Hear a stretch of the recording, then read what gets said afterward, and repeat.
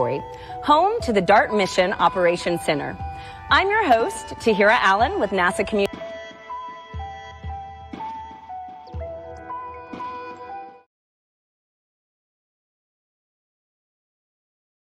Well, and good evening, folks. We are here to watch the DART mission. NASA's broadcast has just gone live, and we are plugged into a number of their broadcasts. First of all, this is the live feed from the DART spacecraft. It updates about once a second, and we will be watching this thing all the way in to impact, which will happen a little bit close to around 6:14 p.m. Central Daylight Time. So this will be the main window that we'll be watching.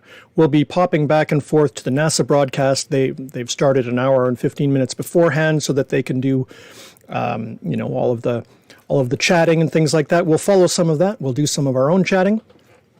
Nice to see folks saying hello in the chat. Always good to see you. Thanks for joining us. Hi, Tiffany and Tracy, Vivian. Nice to see you. We are about 71 minutes away from impact right now. I've been watching this feed, and I got to say, this reminds us how small asteroids are in the grand scheme of things. That tiny little dot in the middle of the frame is the asteroid, well, mostly the asteroid Didymos, the larger of the two asteroids that are involved here. The moon, Dimorphos, that orbits Didymos, is so small that we can't even see it yet at this scale. But as we get closer, those two will resolve, and we'll be able to see, a lot more detail as we get in.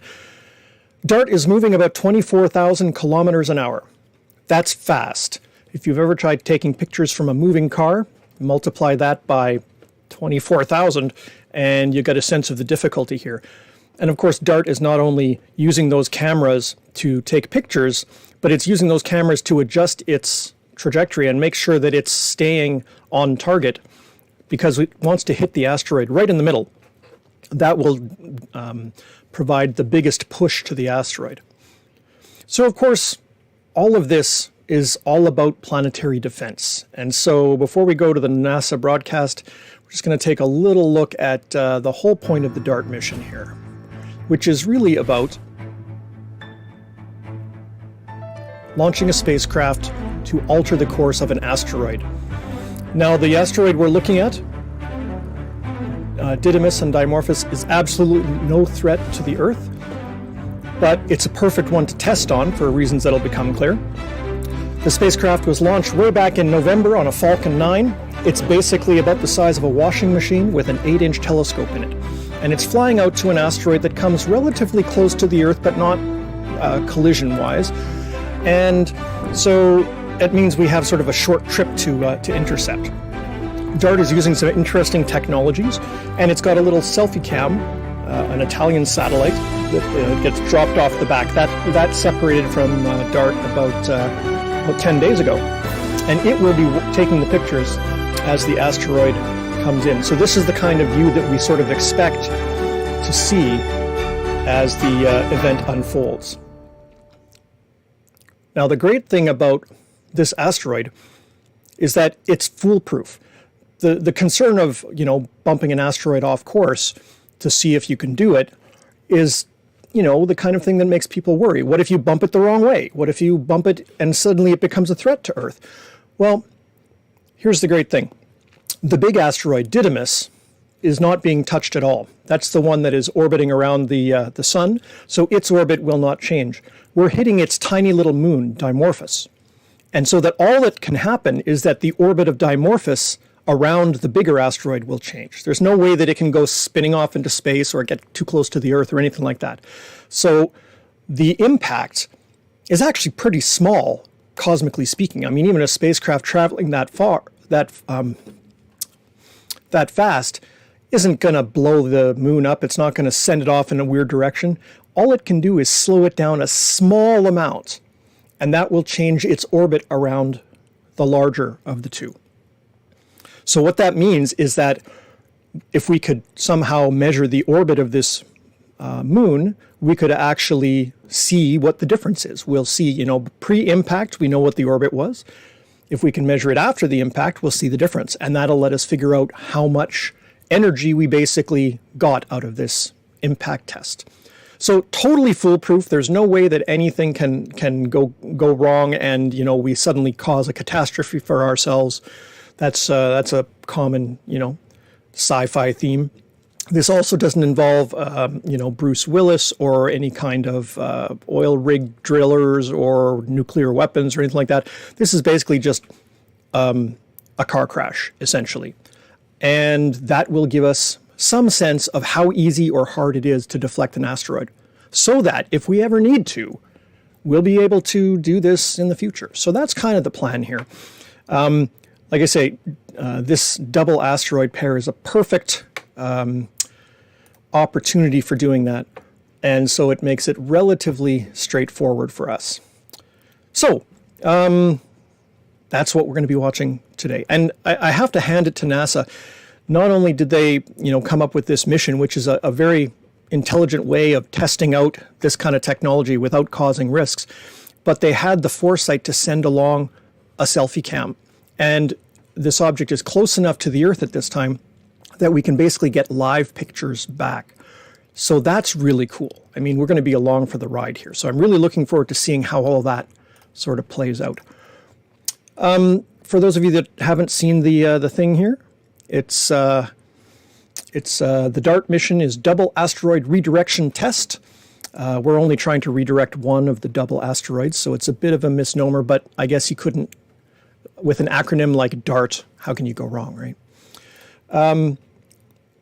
It is basically a small spacecraft. It's got an engine. It's got one camera, the Draco camera, which is basically going to show all the pictures. It's got these rollout solar arrays.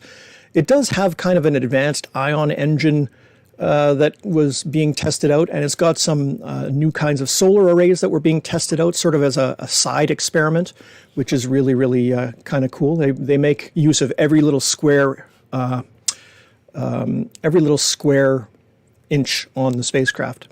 John's asking, yeah, it's an hour until impact. The spacecraft launched back in November. It's been traveling this whole time. And yeah, so the impact will occur in just about an hour. Oh, hey, Ben, how are you? And John is also singing the Armageddon theme song. Yeah, that's all the media stuff that I did today. That was pretty much the intro song for everything. Everything was referring to Bruce Willis. I kind of found that interesting. That's an old movie. That's like 24 years old now, I guess, this year. And I didn't think a lot of people necessarily would have seen it. But apparently, you can say Bruce Willis saved us from an asteroid and people know what you mean. Okay, let's talk a little bit more about the asteroid itself. This is a kind of a weird picture because it shows that they look kind of the same size, but there's a false perspective here. The bigger asteroid here is about half a kilometer across. The smaller asteroid's only 150 meters or so across, so it's relatively small rock. But that's perfect because the odds are if an asteroid is going to be found that's going to be on a collision course with Earth, it's probably going to be relatively small. There's a lot more small asteroids out there than there are big asteroids. And so whether they're a threat to you or not kind of depends a little bit about how long-term a view you take. We know that the Earth gets hit by asteroids literally every day. Small ones burn up in the atmosphere literally every day. Every so often, one big enough to be noticed by lots of people happens. It happens over a populated area, or it happens at night or at a convenient time, and a lot of people see it in the sky. We call those fireballs or bolides. Those are like grapefruit-sized rocks.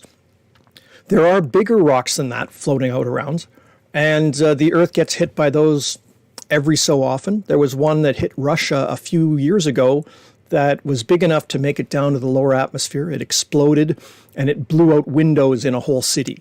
And there were a bunch of people that were injured by flying glass and things like that. So that's kind of concerning. Now imagine that happening now, when Russia is engaged in its war in Ukraine, and you can't really see these things coming. So suddenly a big explosion goes off. Is it a military thing? Is it a terrorist attack? There's a whole bunch of issues that could be read into an event like this, because you literally can't see these things coming. There's less than a second of warning from the time they hit the outer atmosphere to the time they would hit the ground. So that can be concerning. The larger asteroids are even worse. Luckily, there's a lot less of them, but a large asteroid hitting the Earth 66 million years ago is pretty much what ended the reign of the dinosaurs and 75% of other life on Earth, like mass extinction, planet-killing impacts. Those are very rare. We don't know how often they occur, but if one is going to occur, the dinosaurs never saw it coming. But we don't have any excuse. We can see it coming, we can discover the asteroid in advance, and we can do something about it. That's the theory, anyway. Let's see, we got a lot of questions. Hollis has pointed out that Armageddon's been on TV a lot. Oh, that's interesting. I wonder if that has anything to do with it. So John is asking, are these asteroids in our solar system, or are they coming from outside? They are in our solar system. As you may know, you've got the inner planets. Then there's a big asteroid belt out between Mars and Jupiter. There's also a bunch of asteroids that cross the orbits of the planets and go in all sorts of different areas. The asteroid belt is sort of the most common area that asteroids are, but there are some that go all over the place. They're pretty much just left over from the initial solar system cloud of gas and dust. And so they're kind of things that didn't get put into planets. So they're just leftover pieces. And they're just out there on their courses. And we've probably discovered 10 or 15% of the asteroids that are out there. A lot of them are small. They spend a lot of time far away from the sun, far away from the Earth. So they're very, very faint.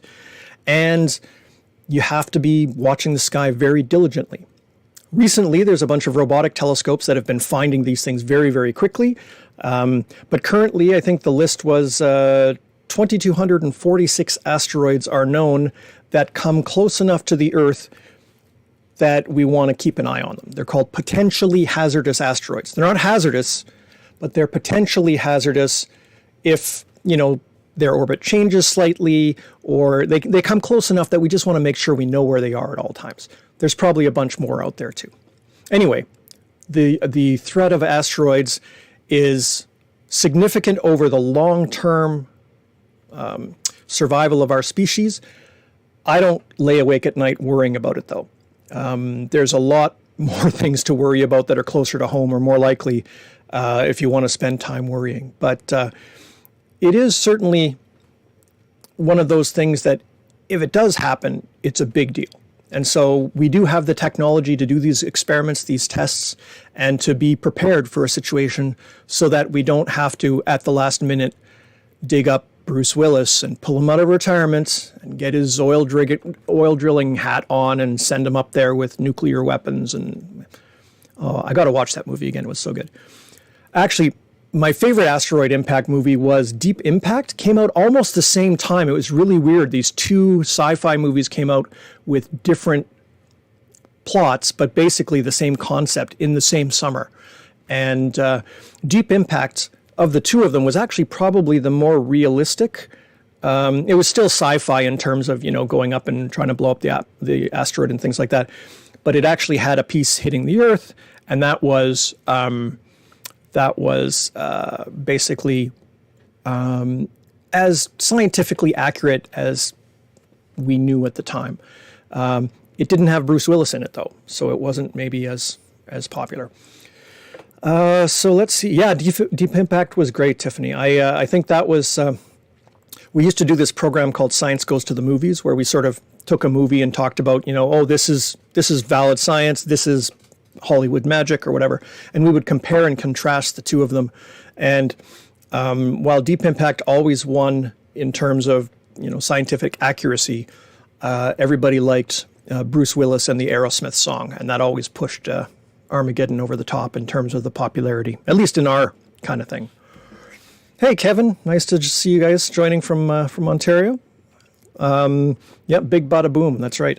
So the idea of checking out this asteroid is that it's a double asteroid, and so that literally, if we were to hit the smaller asteroid, Dimorphos, with the spacecraft, and say the calculations were off, or we missed it slightly and hit it on the side so that it might change its course or things like that, it still can't come close to the Earth. There's no possible way that we could change its orbit enough given the mass and velocity of the spacecraft, that it could escape from its parent body, Didymus. And Didymus is in an orbit around the sun that does not come close, does not threaten the Earth. So there's literally no way that we can nudge this thing into the wrong path so that it hits another planet or things like that.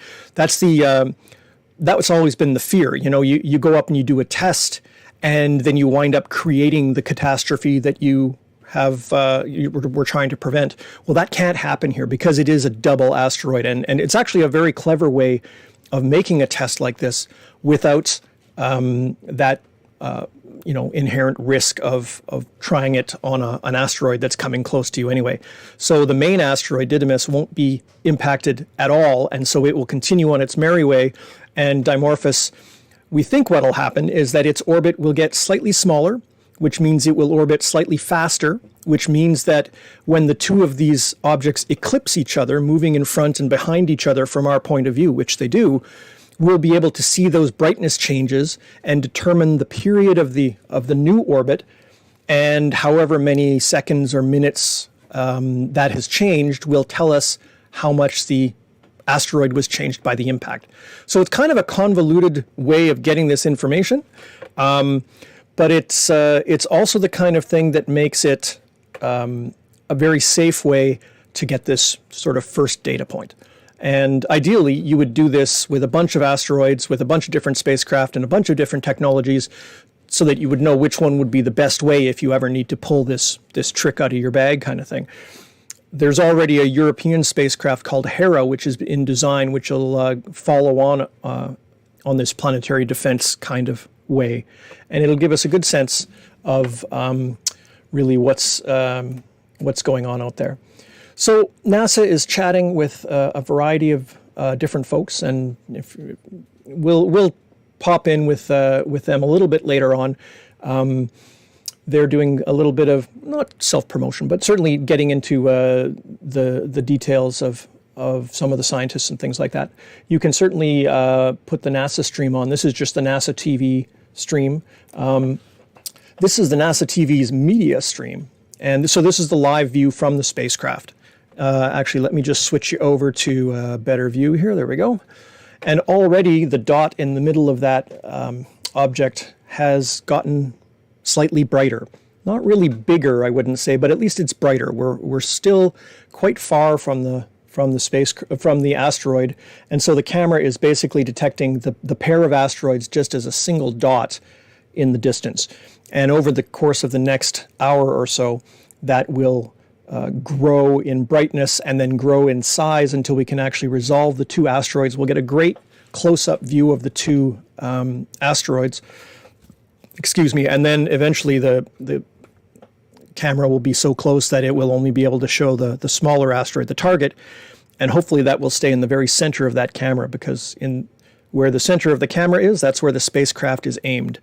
And at 24,000 kilometers an hour, you don't have a lot of opportunity to sort of swerve and try and hit the thing if you're off target. So hopefully it'll stay in the center all the way down the line here. Let's see. We had a couple of other questions here. John had the discussion about Deep Impact versus Armageddon. Yeah, Deep Impact, a bunch of people, like the smaller of the two asteroids, hit the Earth and wiped out a bunch of people, and some of the main characters died and things like that. Whereas in Armageddon, the only people that died were the people who, or they thought they were going to die, I guess, and they wound up making it back. They saved the whole Earth right in the last few minutes of the film. Sorry, spoilers, I know, but I figure after 24 years, if you haven't seen it, not that you would see a movie like that otherwise. The heroes always win, it seems, right? After this program, I'm going to go eat dinner, but then I'm setting up my telescope, and I'll be streaming on my Scott the Skywatcher Facebook page to take a look at Jupiter, because while this is happening, we've also got to a point where Jupiter is at its best and brightest, not only for this year, but for the last 60 years or so. Jupiter has been, as it goes around the sun, it sort of gets into its best position relative to the Earth every 13 months or so. And Jupiter has been in the southern part of our solar system and at its sort of farthest distance. And that's been getting better and better. And this year, we're finally at a point where Jupiter gets nice and high in the sky for us northerners here in Canada. And it's nice and close. That means it looks nice and big through a telescope, nice and bright in the night sky. Oh, I thought I had the phone off. I grabbed the wrong cordless phone from upstairs, so I don't have the one with the ringer off. Apologize for that. Jupiter has been a nice sight. I've got some images over the last few days, some nice views through the telescope. Hopefully we'll get to that tonight. If it clouds over, we'll do it some other night. It turns out that while the media is sort of fixating on today being, oh, the best in 59 years, the difference between tonight and 2 weeks from now, the average person will not notice it. So we've got a big window of time to be able to see Jupiter. And so if it's not clear tonight, we'll pick another night when it's clear. And if you want to see when I go live with the telescope, you can join me on my Scott the Sky Watcher Facebook page. That's where I tend to just go a little bit spontaneously live with the telescope and things like that. Can't really do that through the museum page because they have other events set up and everything's got to be scheduled a bit more in advance. So if you're into telescope views, that's a great place to join me. Okay, so what we're going to do is I'm going to pop you over to the NASA page here. We will check out the NASA view and listen in a little bit about what they have to say, and then we'll come back in just a few minutes. So let me get the audio switched over here. Hopefully we'll get the audio switched over here. Perfect test subject. There Mallory, we go. now can you help us understand how, if mission success, DART's mission tonight can help improve models for mitigating hazardous asteroids in the future? That's exactly right. So we stand to learn a lot from this DART impact. DART is both a technology demonstration as well as a really big science experiment. So from a technology standpoint, we're going to see if we have what it takes to autonomously navigate a spacecraft into a relatively small celestial body, something the size of a football stadium, that's pretty far away from Earth. From a science perspective, we get to perform one of the largest and fastest impact experiments that man has done. Something that could never be accomplished in a laboratory here on Earth. So we're going to learn how these large sizes, these fast impact velocities, and also these sort of extraterrestrial asteroid materials respond to deflection. Wow, I mean, there's so much about tonight that we don't know, and it seems like your fun is just getting started, right, until after impact. So, Mallory, Andy, thank you so much. And tonight, ground-based telescopes aren't the only one watching the action. A small cube satellite built by the Italian Space Agency was deployed by DART 15 days ago and has been in the area to give us a bird's-eye view of impact. Here's more on Licia Cube. Licia is a 6U CubeSat of the Italian Space Agency participating in the DART mission, and it's also the first Italian satellite operating in deep space.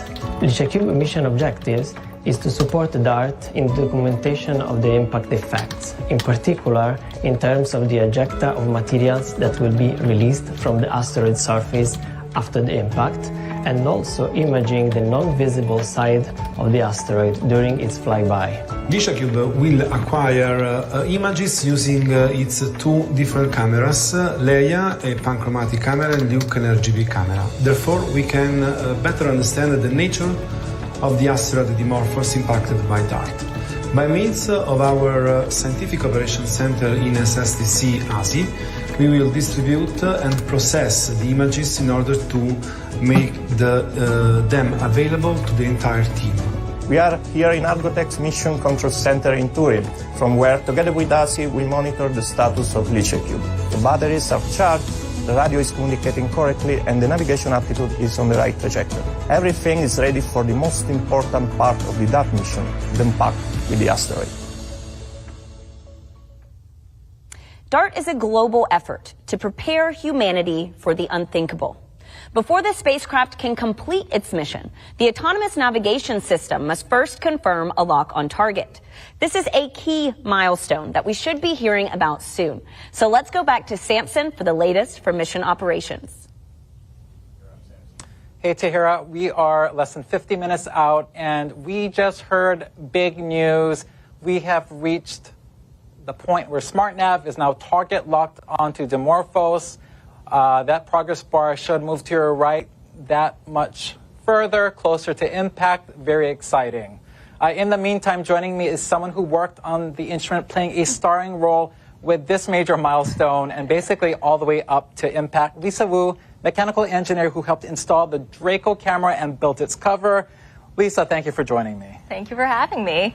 So we just heard big news. We hit this target lock. It could have come fairly later than this, but we're in a good spot with this target lock. How are you feeling? I am so excited. I'm sure the entire team is ecstatic.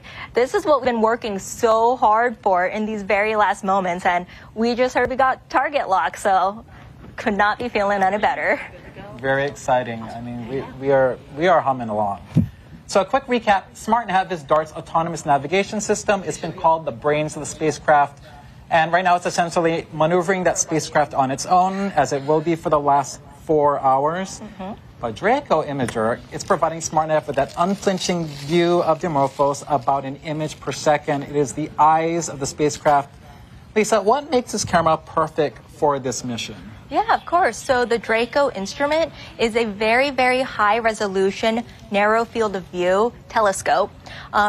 The image quality, let's go back. Draco is a descendant of the Lori telescope, which might sound familiar because it took the very first pictures of Pluto on the New Horizons mission, which also might sound very familiar because that is an APL-led mission. So if you've ever seen the first pictures of Pluto, that is the amazing quality that we have on DART.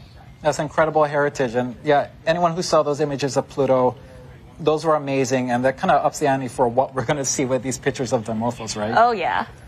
So we all know about, a lot of us have smartphones with, cameras. We have cracks, we have smudges. How did your team make sure that this camera made it in pristine condition to get to this point? Of course. So our flight hardware, including this instrument, was made in the clean room. Very, very high clean facility. In order to make sure that the telescope works, we had to put it through a lot of electrical testing, optical testing, alignment testing. We had to make sure it performs as we intended.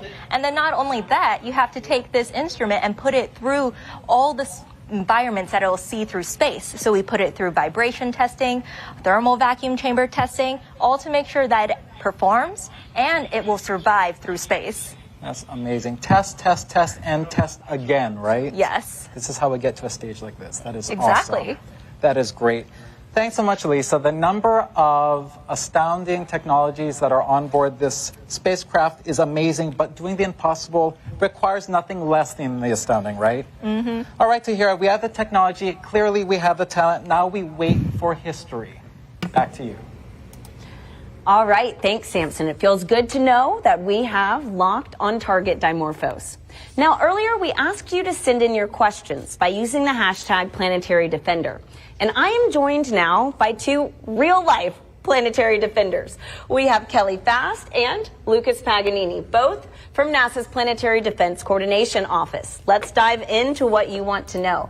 So, Kelly, Lucas, before I get to social media questions, we actually have a special question from a familiar face, especially if you're into football. So let's take a moment and hear from him. What's up? I'm Joshua Dobbs, quarterback for the Cleveland Browns, and I have a question for NASA's DART team. On the field, I have to use precision passing in order to get the football in the hands of my teammates, and at least I can see where they are. For NASA's DART team, how are you able to aim a spacecraft at an object so far away? You know, that's a really good question, Kelly, and I mean, we haven't really done this before. How can we aim Right. at Well, something and that far. but I have to say, Joshua does in a few seconds what we've taken, years to do. Just as he has to throw it where he knows that the player will be, throw his football where the player will be. Dart needs to end up where Didymos and Dimorphos will be, and so that was learned from astronomy, looking at it through telescopes, calculating the orbit, and then the people who launched Dart to its destination navigated there. So there's just a lot more calculations involved, which Joshua does in his head. Yeah. And then there's this autonomous navigation. It would be like he had a football that could navigate itself. Yeah. And so we have that to lean on that he doesn't. And so that's what helps get to that destination. All right, nice. I mean, it's very impressive. And so we have another question from Jonathan on Facebook, who wants to know, how can a small satellite like DART be able to impact something as big and heavy as an asteroid and actually move it? Right. And it's all about momentum, right? We have this tiny asteroid of about 160 meters, the size of a football field. And then you have this spacecraft, which is about 500 kilograms. So it's all about momentum, right? You have this massive asteroid and this tiny spacecraft, and how do you move it? It's all about mass and velocity. Since we don't have enough mass in that spacecraft, we have to really impact it hard, and that's why we're impacting it at 4 miles a second, which is outstanding. Which is amazing. And I mean, we're actually going to get to watch impact live take place. And so that gets me to my next question. We have Metal Money on Twitter who asks, what is the size of the blast on the asteroid? Kelly, could you explain a little bit about that? Well, and that's something that we're hoping to find out from this mission, because there's physics and calculations, but actually when you're dealing with a real asteroid that we haven't seen close up before, and what type of material might be on the surface, what the structure is, this is something that, like Lucia Cube, we hope to see as Lucia Cube flies by, to see what that blast was, how large it was, which will help those who are doing the modeling of how effective the impact was, and in changing the orbit, what all figures in, what Lucas just talked about, the mass and the velocity, but then also maybe that blast that is seen afterwards, the plume of material that we're hoping to see from Lucia. So how does tonight's mission play into the work that y'all do?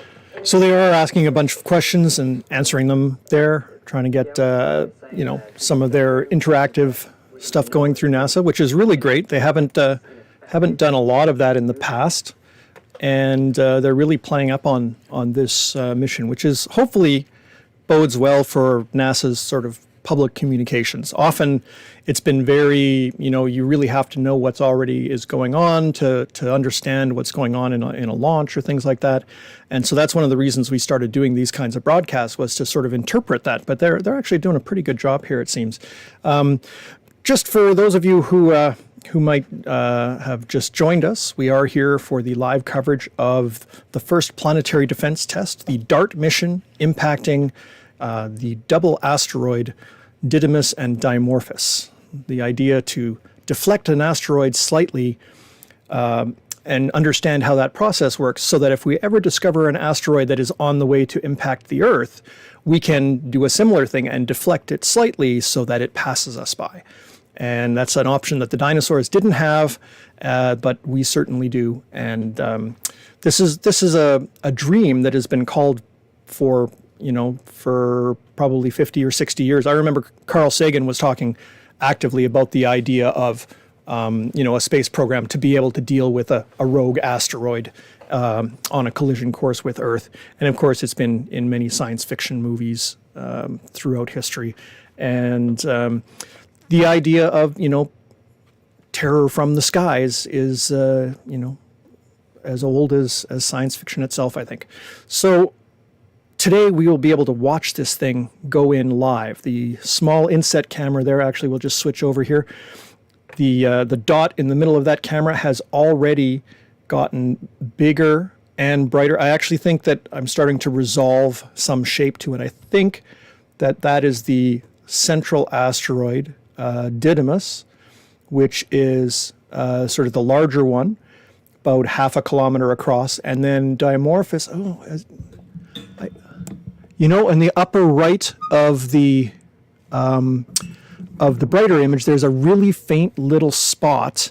I'm trying to get close enough to see it with my monitor here, but just above the above and to the right, sort of in the 2 o'clock position, there's a little faint object. I believe that is the target Dimorphos.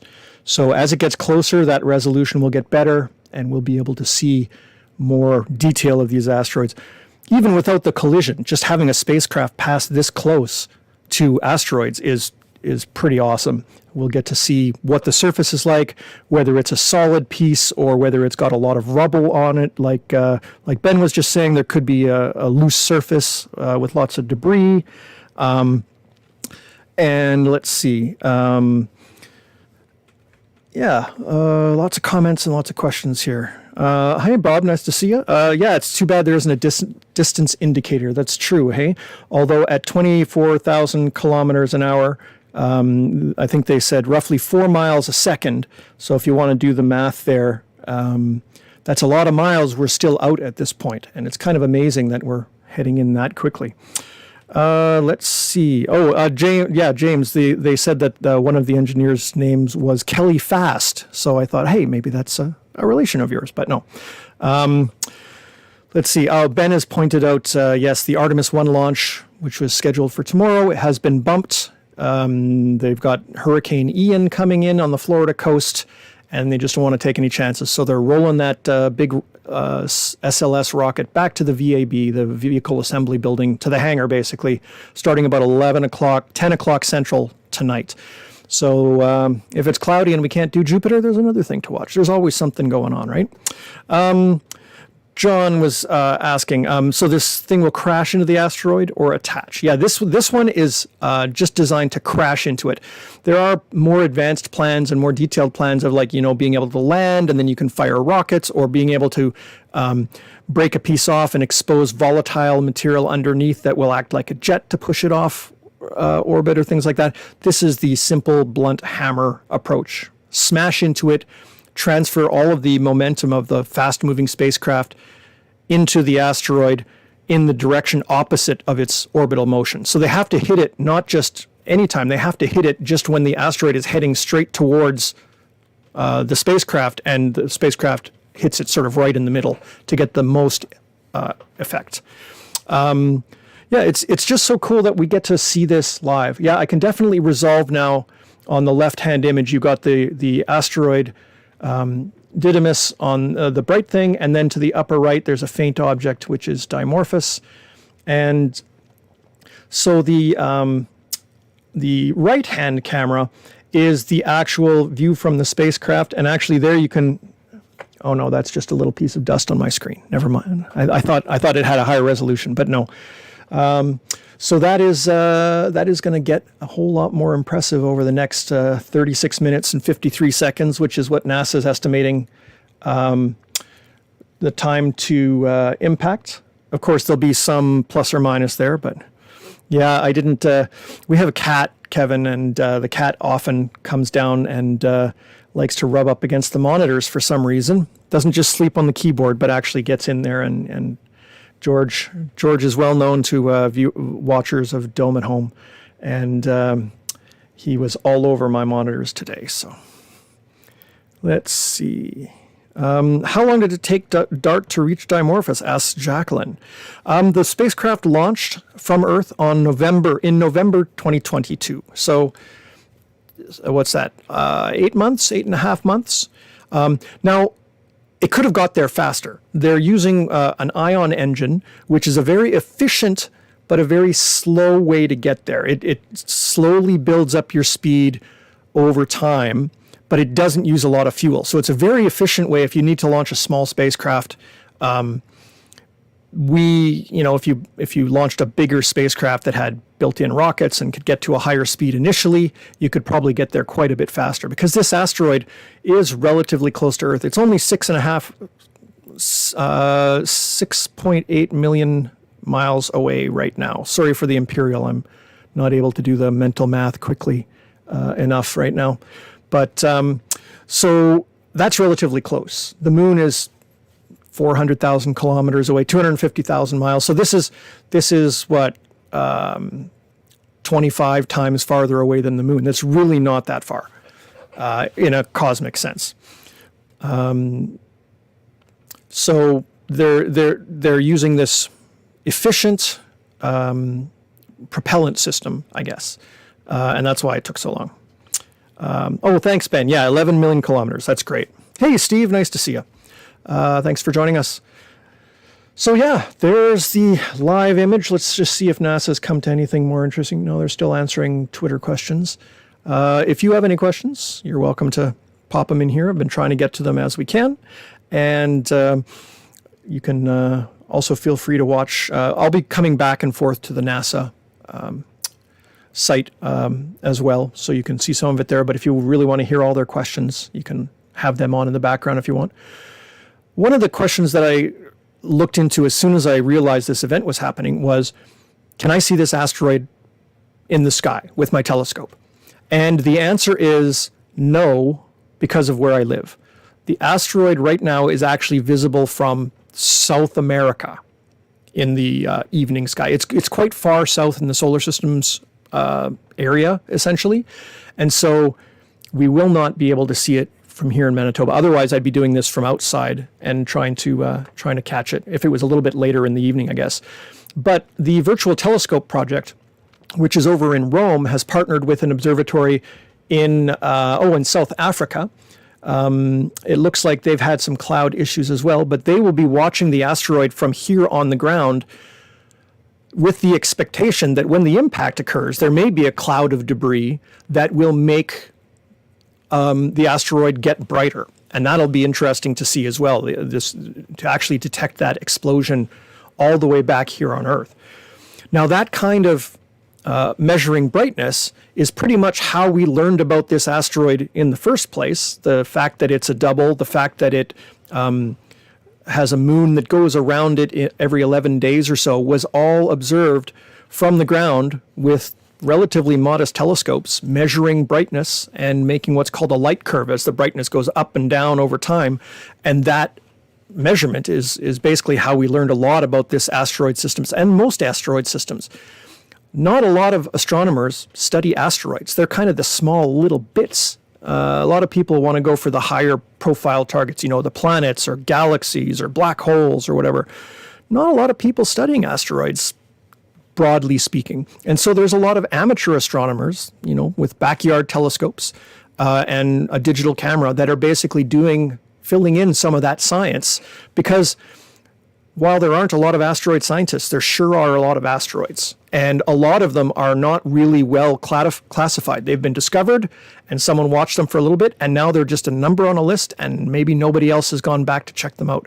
So amateur astronomers, citizen scientists, do a lot of this kind of stuff because we need to. So that's one of the things I've been working on in my backyard as well is, I take pretty pictures sometimes, but sometimes I just look at an asteroid and take the same picture 500 times in a night, and then use that to get a scientific result, to get a data curve to figure out its rotation rate and things like that. It's actually really, really cool. So anyway, that's what I've been working on, and that's what amateurs, astronomers around the world will do, that kind of stuff.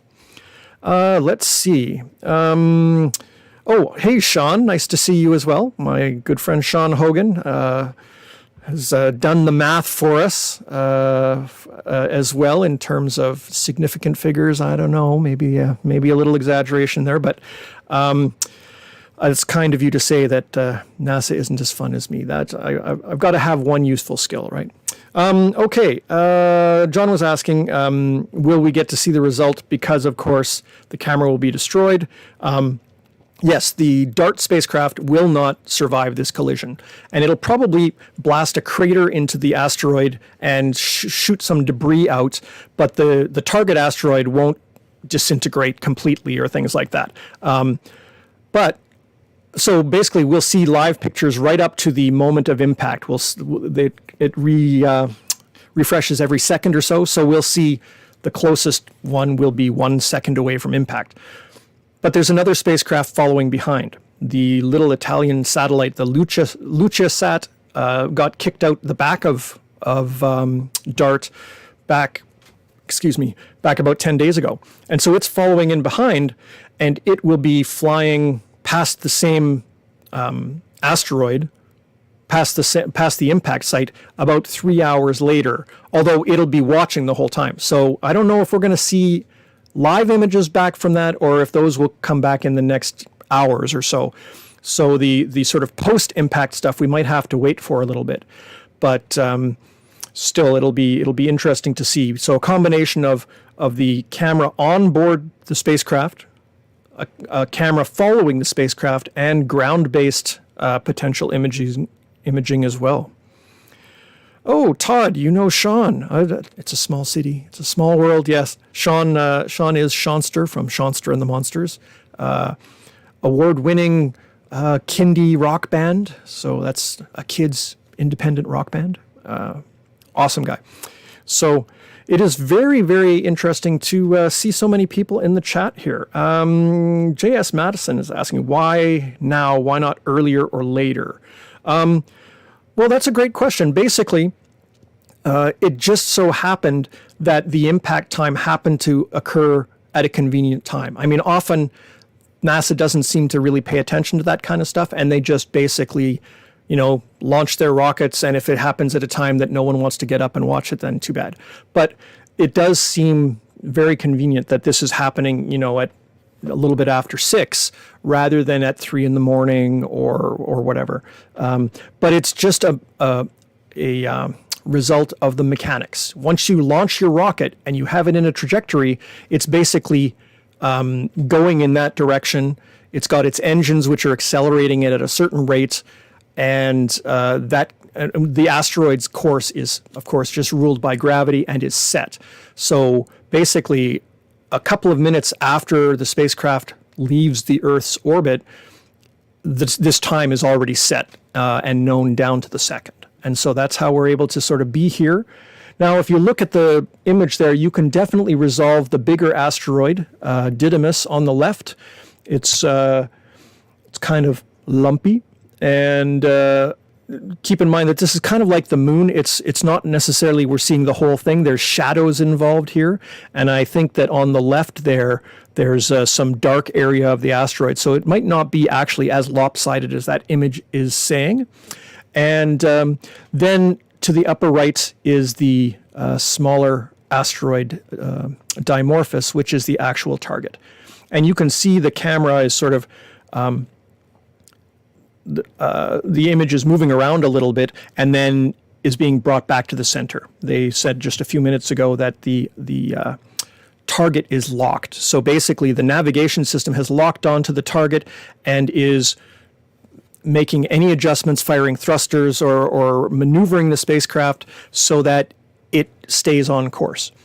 Because these things don't have a very good turning radius. It's not going to be able to do like a 90-degree turn if it misses on the way in and come back. It's basically got to be going straight towards it. So any corrections done at a distance like this will make the impact much more likely at the other end, because when you're only a few seconds out, you're moving way too fast to really be able to correct enough. And that's actually the whole point behind deflecting an asteroid in the first place. If you can deflect an asteroid just a little bit while it's far away from you, that little bit of deflection builds up and builds up and builds up over long distances, and you can actually move an asteroid out of harm's way, make it no longer a threat to the planet with a relatively modest spacecraft.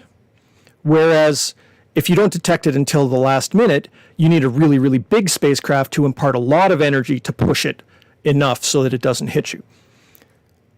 Let's just see. Oh, we got a little bit of other stuff going on here. So let's bring our audio back and see what NASA has to say here.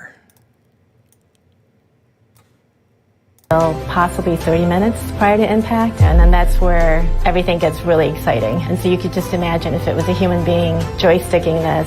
Because we don't know for sure what the asteroids look like, our simulation gives us the capability to use different asteroid shapes and asteroid objects to see that our SmartNav algorithm performs against all these unknowns. We're super excited and nervous as well. I love pushing the boundaries, and I love the application of math into real-world problems, and then seeing it actually doing its thing. To me, there's nothing cooler than that.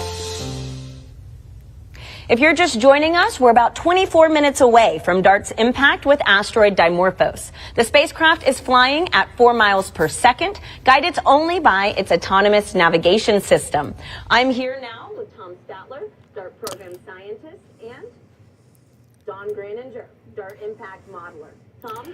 Just brought the audio down there because I saw a few more questions come in. Hey, Stan, nice to see you guys. The delay time between impact and the time we see it is negligible. This thing is so close, only about 6.5 million miles away, 11 million kilometers, that there's really no light travel time. It's not like we're looking at the Mars where it's 10, 15 minute kind of delay. So this is almost real time. Vivian's looking up Aerosmith. Nice to see you, Vivian. Bob, your son has done some math for us. So just under 7,000 miles till impact. That's pretty cool. Feel free to drop a running tab in there. I'm kind of surprised that they don't have that distance, because that's a great, that's a pretty impressive number. It would be counting down really, really fast. But so thanks for that, Bob. Okay, so before we jump back to NASA here, let's just take a look at the thing that I'm actually most excited about. This is the LICIA-CUBE satellite. And yes, that is someone's hand up at the top. This is basically a lunch kit with a couple of solar panels on it and a little camera. Not quite a webcam. I'm sure more design went into it than that, but basically it's a webcam. And this was dropped off in the wake of the DART mission to record the results of the impact. Now, we don't get live images back from this. It does have to communicate directly back to Earth, and so that means since it's so small, it doesn't have the power to send pictures back in real time. It basically sends it dot by dot. It's sort of the old technology. And that basically makes it not real time. But those will be some impressive pictures when they come back. And they expect that they'll be released within 24 hours of the event, because it'll take that long to get the data down and assemble the images and stuff like that. So that will be very cool. And it's so small, like it's literally a lunch kit, and it's going to give us these amazing pictures. We've got the James Webb Space Telescope, gigantic, complicated machine that's giving us these amazing pictures. And here you have, a tiny little piece of gear that is also going to contribute probably some of the best pictures of this year in terms of astronomy pictures. And way to go, Italy, for putting this one together. They're a big part of this independent mission, international mission as well. This was a shot of the asteroid a few days ago, and it just looked like a dot. And so the spacecraft's been traveling towards it at 24,000 kilometers an hour, and frankly, it still looks pretty much like a dot. Let's get in a little closer there. You're starting to see a little bit of shape to the asteroid. It's definitely got some shadowing on the bottom left there. So we're seeing it in sort of a three-quarter moon phase, if you want to think about that. It's not round. It's very sort of oblong, and it's probably egg-shaped in the direction of the orbit of the moon. And the moon is probably also kind of elongated in the same plane as rocks come together in space. Basically, if they're spinning like this, everything in that system will tend to spin roughly in that same direction. Even when a rock is sort of coming together, it will tend to bulge out in that direction, and so you get a lot of sort of potato-shaped asteroids out there. Kevin, Kevin says the LICIA-CUBE looks smaller than the MOST satellite. Yeah, a lot of people don't know about the MOST satellite. It's a Canadian, we call it the Hubble Space Telescope, because it is pretty small. And it's up in orbit around the Earth, and it's been taking pictures of stars, looking for planets around other stars, and doing all sorts of amazing sort of survey work, understanding the universe around us. We in Canada don't have our own launch pads. We don't have the ability to launch big things on our own, but we have the expertise to make some really top-notch gear, and that's why we tend to partner with a lot of folks. The MOST Space Telescope is one of those unsung Canadian heroes of Canadian science, for sure. Let's see. And yeah, the LuciaSat is even smaller than that. So I almost used the Hubble Space Telescope moniker when I was describing it, and I had to stop because no, that's MOST. We took that name.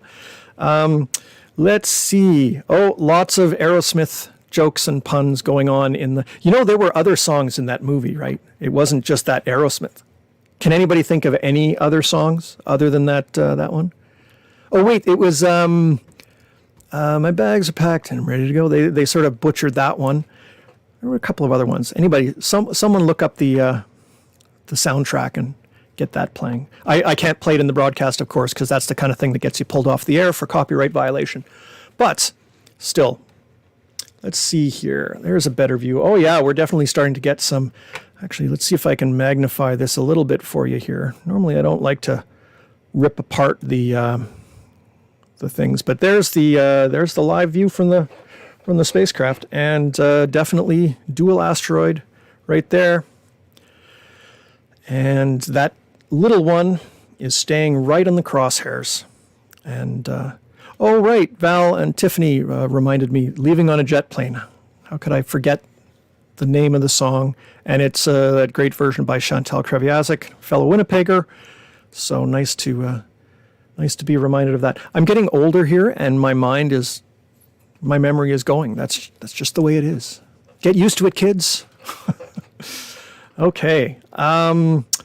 Let's see here. A few other questions. Oh, John asked, did they give the rocket a name? Well, the spacecraft is called DART, and DART stands for Double Asteroid Redirection Test. So it's kind of got a name. Usually they reserve sort of the really cool names for landers or rovers. You know, they get names like Perseverance or Opportunity or things like that, sort of more like a personal name, whereas most of the spacecraft just sort of get, if they're lucky, a snazzy acronym based off of the name of the mission. It doesn't seem to be fair. And we aren't quite at the point where we're naming things just, Bill or Susan or anything like that. So naming spacecraft is still largely up to the principal investigators, the engineers, the team that puts it together, and the folks at NASA, I guess. So, but this one, at least, the idea of throwing darts at an asteroid sort of fits fairly well, I think. So according to this, we're 17 minutes and 15 seconds from impact. And so I think what we're going to do is we're going to pop back to NASA for just a moment, just to get a little sense of what they're sharing with us here. And I'll be back with you momentarily. Where Pluto was discovered, and we are still doing research in all areas of astronomy today. So let's go check it out.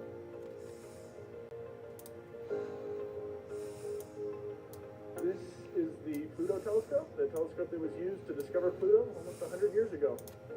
So here we are at the Clark telescope. This is the reversible Lowell sat to observe Mars.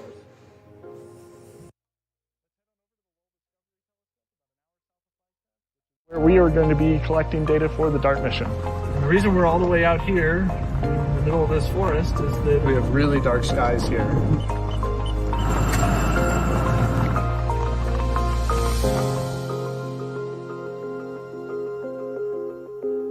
And this is the Lowell Discovery Telescope. This is what a 4.3 meter telescope looks like.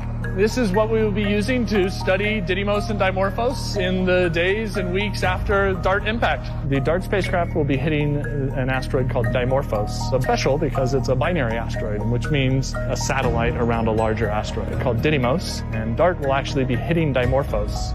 And what we will be measuring is how much DART changes the orbit of Dimorphos around Didymos.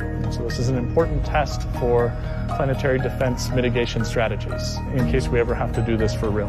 The Lowell Discovery Telescope is one of many telescopes around the world which will be used to study Didymos and Dimorphos. It's really a global coordinated effort. And what we're looking at here is a large 4.3 meter primary mirror that's in the middle of the telescope tube here. Up at the top is a secondary mirror. The secondary mirror up top there is what is focusing the light down onto the instruments and allows us to take images with the camera that's located down at the bottom. This is maybe one of my favorite hidden rooms at the telescope. We're like standing inside the telescope. underneath the telescope, 100 tons above your head, held up by this and this, which is cool. It's sort of, as you can see, the highest peak around here, just over 8,000 feet. And come up here for sunset. It's, sun setting right there. It's perfect. For DART, we're going to be collecting images of the night sky. And typically an observer would be here in front of one of these consoles controlling the instrument and taking images like these as they're coming in off the telescope. DART is really a sort of before and after experiment. We need to understand the system before the spacecraft intentionally impacts, and then we have to understand what the outcome of that impact event is. As we watch from the Earth, Dimorphos will pass in front of Didymos and behind Didymos. What we will be doing with those images is measuring the brightness of Didymos in those images and looking at how that brightness changes. And those dips in brightness allow us to measure when these eclipses happen and measure the orbit period of Dimorphos. And so you have essentially a fixed star field here. All the white dots are stars of different brightness, and moving through this field is Didymos and Dimorphos, which again, we can't distinguish them as discrete points of light, but we have that small object moving through the field of view. So after impact, we will then be able to go back and start observing intensely, looking for those mutual events, those eclipse events of Dimorphos passing in front of and behind Didymos. And on each one of these frames, we're measuring the brightness to assess whether or not it's undergoing one of these events where Dimorphos is passing in front of or behind, and using those to determine the orbit period of Dimorphos around Didymos. This is such a cool experiment. It's such a singular experiment. Using the ground-based telescopes like this one and others around the world to watch the system and see how it's affected by this impact event, because that's really what's going to give us the answer to what did DART do at the time of impact. And that will be exciting to see how that evolves over the days and weeks following that impact. All right. After a 10-month, 470 million mile journey, DART is just minutes away from making history. A truly global effort. This mission has brought together people from around the world, united under one goal: to find a way to protect humanity from a hazardous asteroid if one were ever discovered. Now, usually NASA spacecraft are intended to operate for many years or even decades, but not DART. DART was built to be destroyed. DART is a mission of firsts, proving that a spacecraft can autonomously seek, find, and approach a target in space that's so far away we don't even know what it looks like. It also marks the first time humanity will have moved a planetary body in the universe. I said that correctly. Now, at this point, the spacecraft is controlling itself, making small maneuvers to ensure it's lined up with its target. DART is speeding through space and will cover the last 4 miles of its journey in just 1 second. Coming up, we'll hear the final updates from mission operators and witness the big moment live from space. Samson, you have the best seat in the house. How are we looking? You're right, Tahira. Front row tickets to the biggest event in town, and things are looking good. We are T-minus 10 minutes to impact, and DART is precision locked onto Dimorphos and zooming down the home stretch. Now, we have a lot to cover in the time we have left, and I'm thrilled to have with me Lori Glaze, Director of NASA's Planetary Science Division, with me for the ride. Lori, such a pleasure to have you. Oh my gosh, I am so excited to be here and really happy that we are here in this final 10 minutes. We are almost there. Well, you were just in the thick of it with the team up until a few minutes ago. What is the atmosphere like in there? I can only imagine. It's really, it's great. I mean, they're excited. Every time there's a marker that we meet a milestone, everyone is cheering and very excited. But there's also almost a sense of a calm confidence that with every milestone, everything's going, as planned. We're found and we locked on the target as planned, pretty much at the right time. They're looking at the brightness and the reflectivity of the object, and it's more or less what they expected. Everything is performing as expected, and so there's a lot of cheering and happiness, but just kind of a sense, hey, we've been planning for this a long time, and we've got it. We've got this. We've been planning for this. We can hear applause left and right throughout this evening, all good signs. What are they focused on at this critical juncture, Lori? It is basically years of planning, 10 months of making sure we get to this point after launch. and they've been juggling a lot. Is there anything in particular that they are glued on as we enter this moment of truth? Yeah, so the main thing they've been watching is, getting to that point where we could do the precision lock, where we had good enough signal coming back and enough confidence in where we are relative to Dimorphos that we could really do that precision lock onto the target. And it's hands off now, right? We're not, the spacecraft is going to drive itself, and really focused on that, that point where they could be precision locked. And they're also thinking about looking at and reassessing continuously what's the probability of miss, right? As you get closer and closer, that probability should get smaller and smaller, and it is. It looks really, really good right now. Well, it sounds like the game of thinking, of wondering, really doesn't end until that last second comes to pass. So they can do a lot of great up until this point. We just have to see this through to these last few minutes. Well, and in a few minutes, speaking of that, all the years of thinking, of doing, planning, reacting is finally coming to an end. From 5 minutes to impact, there will be no more opportunity to send any commands to SmartNav in the Mission Operations Center. The team will be purely spectating. So they're pretty excited, as you can see there. Lots of activity at NASA, and as they were pointing out, the spacecraft is flying on its own at this point. So, the human brain can often do things and analyze a situation and make adaptations. That's kind of what we're good at. Robots are not very good at that, at least not inherently. They've got good reaction times. They've got the ability to go places that we can't. But looking at a situation and making the best decision is not something that they necessarily are great at. That's, every time you log into a website and they say, write down these numbers, well, you can figure it out, but robots can't. At least that's the theory. I'm sure they're getting better all the time. But this spacecraft is traveling so fast that human reactions, even if there was a human on board steering it, a human reaction would not be able to react fast enough to make the thing hit. Because you are traveling at 24,000 kilometers an hour, trying to hit an asteroid that is heading towards you at approximately the same speed. And like they say, it covers the last 4 minutes to impact in 1 second. So absolutely terrifying speeds. And that's the secret to the success here. If you didn't have, there we go. If you didn't have the speed of the spacecraft, it really would not be making a big deal to the asteroid. It wouldn't even notice. The Earth, for example, gets hit by spacecraft all the time. Pretty much every day, a satellite or a discarded rocket body or a piece of space junk re-enters the atmosphere somewhere and hits us. Doesn't slow our orbit, doesn't change things around.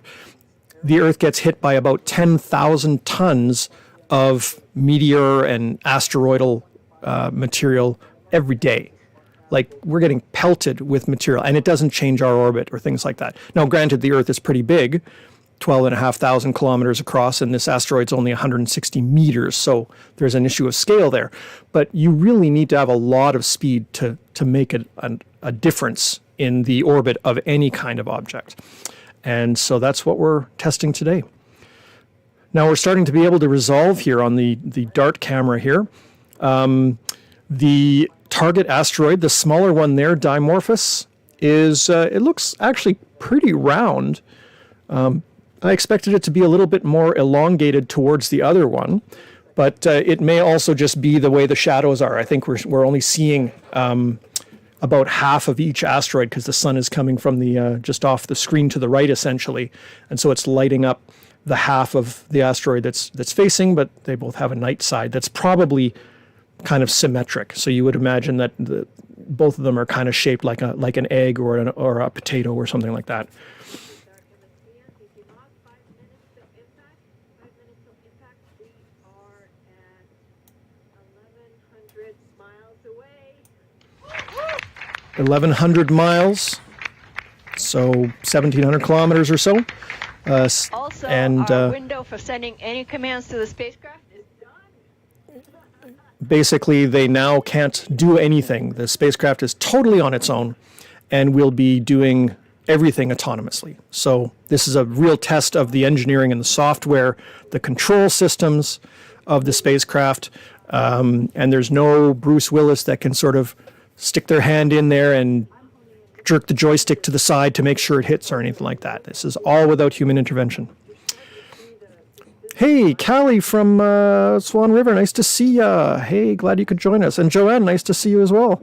It's amazing to have the technology to see this. You know, I'm old enough that every once in a while I'll be on a Zoom call with people around the world or whatever, and I'll just suddenly step outside myself and think, holy, how am I talking to people around the world? And here we are watching a live image from a spacecraft 7 or more than 10 million kilometers away from us. You're right. It is amazing. The technology is changing so quickly that pretty much everybody that grows up now will go through several generations of technology, and they'll be like, oh, when I was a kid, you know. Now, people my age, we say when I was a kid, you know, we had to get up and change the TV channel by yourself because there weren't any remotes. And then we got a remote for our Betamax VCR that had a wire that ran all the way along there, and the cat would always play with it. You know, so I mean, that kind of technology changes fairly rapidly. But it is kind of amazing to think that we can just all be here together, no matter where we are on the Earth, watching stuff happen out there in space.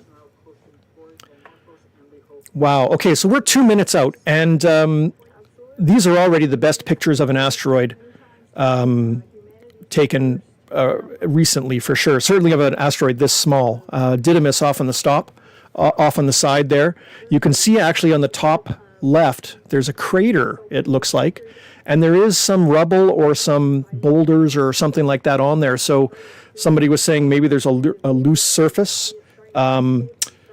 So that is that certainly seems to be part of it. Ben, they haven't turned off the engine. The engine is still going, but basically at this point, it's the momentum of the spacecraft. It's built up this speed, and it's just sort of coasting through space, and there's no brakes. There's nothing to happen. Okay, so 1.5 minutes, and we're cooking into that thing like crazy. Wow. Right in the center. There's another piece at the bottom left there. I don't know if that's a mountain peak sticking up into the sun or if that's a moon of the moon. But there is another dot in the frame there. That could be a discovery that we've all made together at the same time, because we certainly didn't know about that.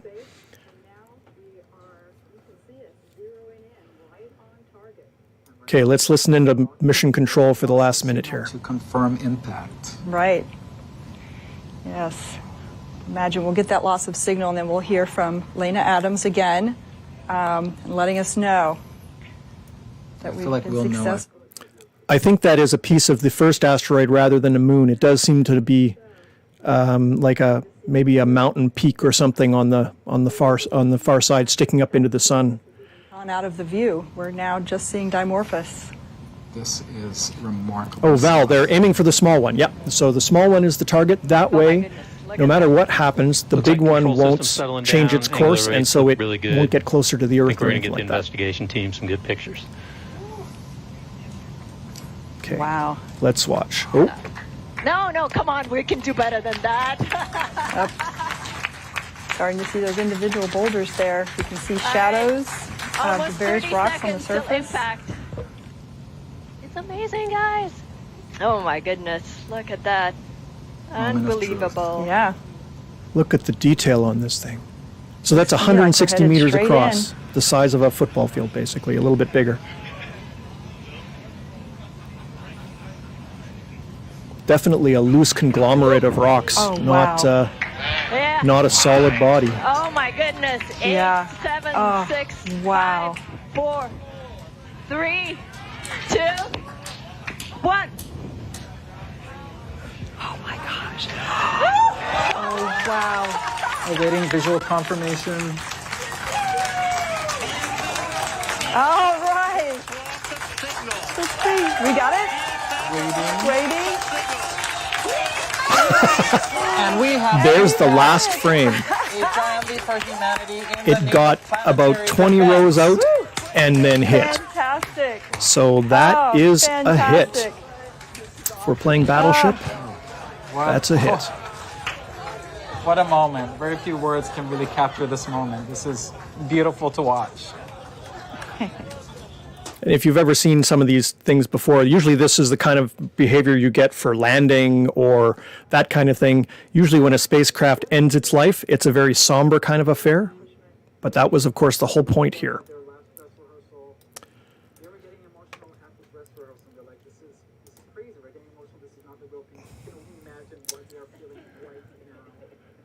We're now just taking a look at the image from the folks out in South Africa, the virtual telescope folks.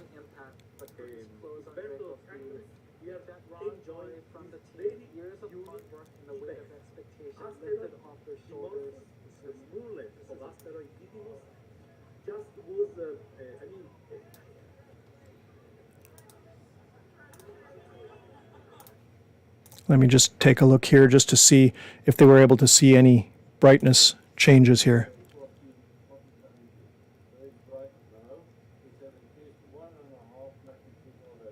So apparently the impact was visible here on Earth.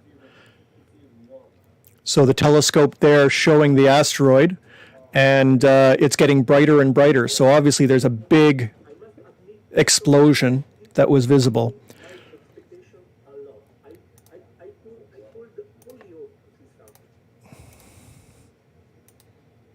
And there's the last image that came down from the spacecraft. You can see just the top of the image made it out before the impact, but look at the detail there. And I wish I could rewind that to see the one just before this, but the crew is all happy there. So everything worked. And so now we wait for a few things. First of all, we wait for that Italian satellite to start sending its pictures back because it was watching from behind. So we'll actually see the spacecraft itself, you know, in the moments before impact. And then we'll see the fireball, well, the explosion, the debris cloud. There won't be a fireball because there's no atmosphere there, so nothing to burn. But any of that debris or shattering of the thing will be visible in the Italian satellite's view. It will fly past the asteroid at close range in about 3 hours. And so that will give it a nice close-up view to see the crater or the effect of the impact. Over the next days and weeks, we will be studying the asteroid from the ground, again measuring the brightness as it orbits its larger companion and measuring exactly how long it takes to go around. And the expectation is that the period of rotation of the moon will have gotten shorter by seconds, minutes, some amount, probably not much more than that, but still enough that we can detect the difference and from that figure out the details. So there's our impact. I'm going to pop over to NASA and just catch a little bit of the excitement that they have here. Exceeded my expectations of just zooming in like that, and you know, it really is just such the team accomplishment, and to get to this moment over so many years, and I don't have to talk about it as coming anymore. It's happened now. We have done this. It's happened, and it is just incredible that as humans, like, we have done this. We did this. And Nancy, do you have anything you'd like to say to the teams who made tonight possible? Oh, I mean, I don't need to say anything to the teams because I know everybody like me is really proud to be part of this, right? Proud of this thing that we've been working on for years, you know, and even before 2015, internationally, people wanted to do this. People wanted to take this first test. And then we finally did. Partners across the United States. We have actually 28 countries represented on our investigation team of scientists, telescopes on all 7 continents, everybody doing their part to make this moment happen. I know I'm really honored to be on this team, and I know other people on the team feel the same way. As you should, Nancy, and I mean, there's a lot. So awesome to see the people proud of their success. So, that's probably, we're going to stick with the broadcast till 6:30, as we said, but we probably won't see any other images coming out. I hope that they will bring back those last couple of images just before impact so we can see them up close and get a sense of that. From what I could see, the asteroid was very rocky and covered in a lot of loose material. That's interesting. Often we think of asteroids as a big rock, but in space, just a little bit of gravity can pull things together. And some of these asteroids might actually just be sort of loose rock piles that are only very weakly held together, or a rock with a whole bunch of fragments piled around them, kind of like an ice cream cone, and then you roll it in peanuts, the sort of covered up like that. So I think that it'll be interesting to see whether this asteroid was a solid piece, or whether it was a loose rock pile like that. And the amount of damage that it took basically will reveal that. We might even get to see deep into the spacecraft, or deep into the asteroid's core. If a big crater was excavated out, you can actually, see down there. So really looking forward to Lucia Cube's close-up images in a few hours. So that is our events. Let's see here. Some other questions. Lots of folks saying, yeah, this was exciting. It was a lot of fun sharing it with you folks as well. And that will tell us, how do they know the results of the impact? John says, again, we just covered some of that, but it'll be results in the days and weeks ahead. I hope that by tomorrow we'll get some pictures from the Italian satellites. As soon as we get them here, I'll post them for you all to see. And thanks for showing this live. Ben says Bill Nye. What about Bill Nye? Is he? I think the Planetary Society was doing something about this. Are they doing a broadcast or? But anyway, Bill Nye is part of the Planetary Society, famous guy, obviously, and would be watching this mission as well. Okay, thanks again, everyone, for joining us. I'll stick around with the NASA brief here, just to see. I would like to congratulate the entire DART team on crossing the finish line. So congratulations. Oh, he's in the room, Melissa. So, hey, Melissa, nice to see you guys. Hope you're having fun. I think when you're Bill Nye, you can pretty much get into any NASA room you want to. So one day I'll get to do that. But pretty exciting to see all of this work. Okay. Oh, people caught him on the list there. Yeah. Okay. Good stuff. Really nice to see so many of you folks out there. I love getting folks together to share our own excitement here, and you could just feel the excitement at NASA, and as those pictures were coming in, getting closer and closer and closer. Just an amazing feeling. Thanks again, everyone. Hey, Tracy, nice to see you. Thanks for joining us. And Todd and Steve, and so many people here. Thanks, Stan. Nice to see you. Nice to see you guys. Hopefully, we'll see you again soon. So later this evening, I'll be setting up the telescope to Jupiter. Unfortunately, the way that things work here, if you've seen Dome at home, you know that I have trees around here. So I can't start a broadcast till 11 o'clock tonight, and it may be cloudy. So join me on facebook.com/Scott the Skywatcher. I'll broadcast to there. If it doesn't work out tonight, we'll try another night this week. And if we get a chance this coming weekend, I can actually get away from our yard and get to a spot where I have better horizons, and we can take a look at Jupiter and also Saturn, which is still up there, and do a little bit of observing. So that's coming up. There are a few other things that are happening.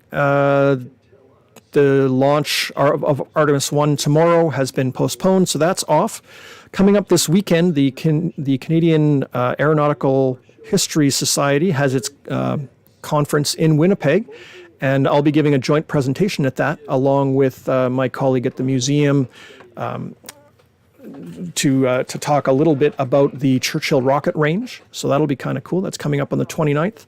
That won't be broadcast, I don't believe, although you can check out the CAHS's homepage and Facebook group. They may have some information on the conference. I'm just a guest at that, so but we'll bring that presentation to you on Dome at Home again. Some of you will remember Dr. Rowland, who joined us Roland Sawatsky, who joined us a few months back to talk about the Black Brant program and the Churchill rocket range. He just got back from Churchill a few weeks ago, and so he's got all sorts of new pictures and things like that. So that'll be fun. And then coming up, oh, Steve, you're setting up for Jupiter and Mars tonight? Nice. Hey, if you want to do any streaming, why don't you drop me a DM or whatever? I was talking to a couple of other people, and we might do a little Zoom meeting to get a few telescope views all going together. So let's talk about that. All right, that's it for us today. There's not anything else going on other than a little bit of congratulations and things like that. Our last image from the DART spacecraft, just a tiny little sliver of that close-up rubble pile before it impacted at 24,000 kilometers an hour. Crazy impact, and it worked. Thanks for joining us. We'll be back with Dome at Home first and third Thursday of the month, so back in October. At 7 p.m. You can find us here on the Manitoba Museum's Facebook and YouTube channel. And you can come to the planetarium, visit as well. We've got, what else is coming up? Oh, we have Orange Shirt Days coming up. So September 30th through October 2nd, we are free at the Planetarium and Science Gallery and Museum. The wonderful Indigenous astronomy show, Legends of the Northern Sky, is back, and we're running that basically full time along with a few sky shows. So if you missed that last time around, you can check that out at the Planetarium as well. There's my plug for everything. See you all either at the Planetarium or on our next Dome at Home. Thanks, everybody. Good night. That APL seeks to do. I've never before done